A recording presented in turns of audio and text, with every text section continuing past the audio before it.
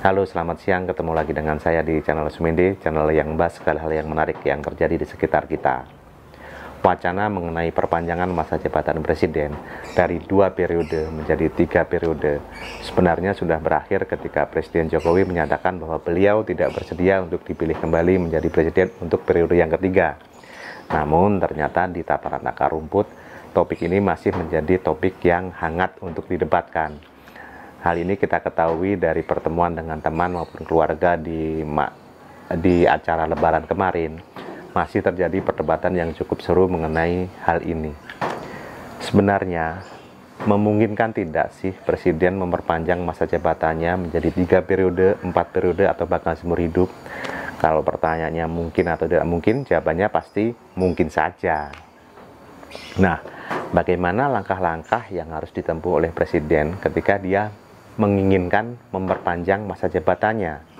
Nah, ayo kita bahas bareng langkah-langkah yang harus dilakukan oleh Presiden ketika dia ingin memperpanjang masa jabatannya.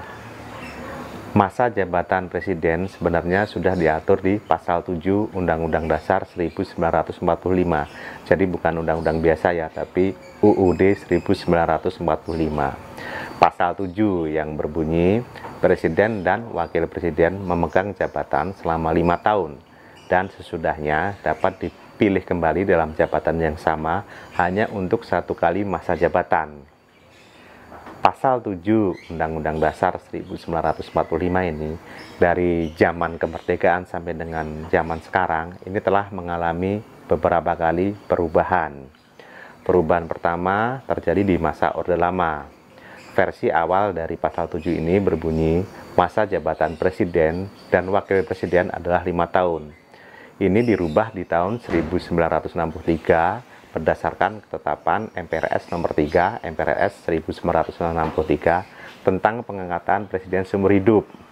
Ketetapan ini disahkan dalam sidang umum kedua MPRS pada tanggal 15 Mei 1963 di Bandung. Kemudian pada masa Orde Baru terjadi perubahan lagi di Pasal 7 ini. Jadi kembali ke versi awal, tapi ada penambahan redaksional yang menjadi masa jabatan Presiden dan Wakil Presiden adalah 5 tahun dan sesudahnya dapat dipilih kembali. Tetapi tidak ada pembatasan periodenya sehingga Pak Harto bisa menjadi Presiden selama 32 tahun. Kemudian pada masa Orde Reformasi, Pasal 7 ini mengalami perubahan lagi, yaitu di Sidang Umum MPR pada tanggal 14 sampai 21 Oktober 1999. Pada sidang umum MPR tersebut melakukan perubahan pada Pasal 7 menjadi Presiden dan Wakil Presiden memegang jabatan selama 5 tahun dan sesudahnya dapat dipilih kembali dalam jabatan yang sama hanya untuk 1 kali masa jabatan. Jadi totalnya 2 periode. Nah, langkah-langkah apa saja yang bisa ditempuh oleh seorang presiden ketika dia ingin memperpanjang masa jabatannya? Menurut saya ada 2 opsi yang bisa dilakukan oleh presiden ketika dia ingin memperpanjang masa jabatannya. Opsi pertama, jalur inkonstitusional atau jalur melanggar hukum. Jadi seorang presiden melakukan revolusi, dia memerintahkan TNI Polri untuk menduduki MPR DPR, kemudian memaksa anggota MPR DPR untuk melakukan perubahan di Pasal 7 Undang-Undang Dasar 1945. Tapi menurut saya hal ini tidak mungkin untuk dilakukan. Karena apa? Karena belum tentu TNI Polri bersedia mengikuti perintah Presiden untuk menduduki MPR DPR, kemudian memaksa mereka untuk merubah Pasal 7. Karena ya jelas tindakan Presiden tersebut adalah melanggar hukum. Yang ada malah Presiden bisa ditangkap oleh TNI Polri dengan tuduhan melanggar hukum.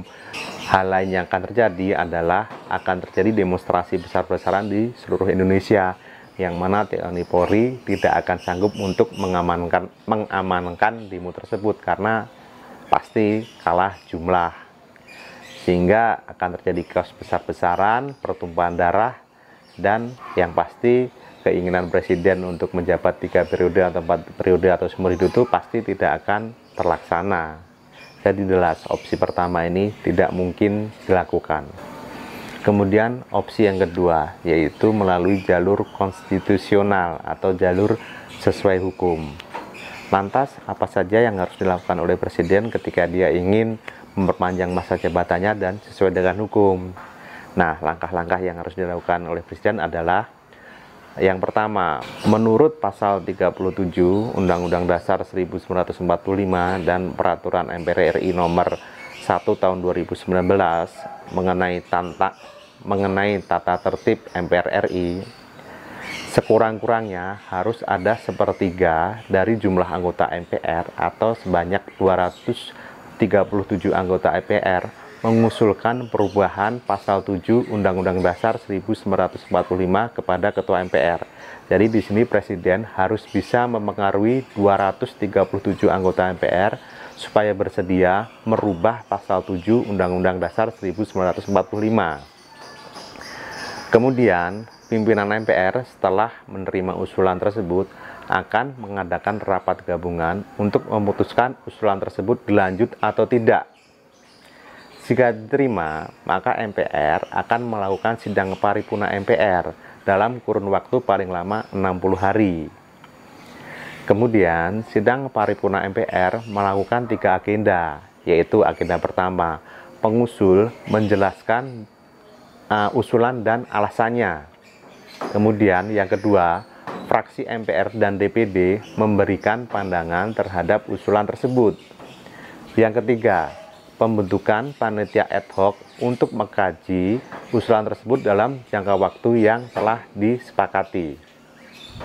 Nah, kemudian dalam sidang paripurna MPR berikutnya yang wajib dihadiri oleh 2/3 anggota MPR atau sekitar 474 anggota, panitia ad hoc akan menyampaikan kajiannya. Usulan tersebut harus mendapatkan persetujuan sebanyak 50% plus 1 dari anggota MPR atau setidaknya sebanyak 357 anggota MPR. Jika kurang dari 357 anggota MPR menyetujui, maka perubahan Undang-Undang Dasar ditolak dan tidak dapat dilakukan kembali pada masa keanggotaan yang sama. Nah, terdapat proses yang panjang dan melelahkan untuk merubah pasal 7 Undang-Undang Dasar 1945. Presiden harus mampu memengaruhi setidaknya 357 anggota MPR untuk menerima perubahan di pasal 7 tersebut. Dan dalam proses pembahasan perubahan pasal 7 tersebut pasti akan terjadi demonstrasi besar-besaran di seluruh wilayah Indonesia yang saya yakin tidak akan mampu di-handle atau tidak mampu diamankan oleh TNI Polri. Nah, akankah Presiden akan melakukan langkah-langkah konstitusional tersebut? Saya yakin tidak. Mengapa tidak? Menurut saya ada beberapa alasan. Alasan yang pertama, Presiden sudah tegas menjelaskan bahwa menolak untuk menduduki jabatan Presiden lagi untuk periode yang ketiga. Yang kedua, Presiden tidak memiliki kekuatan politik yang cukup untuk melakukan hal tersebut.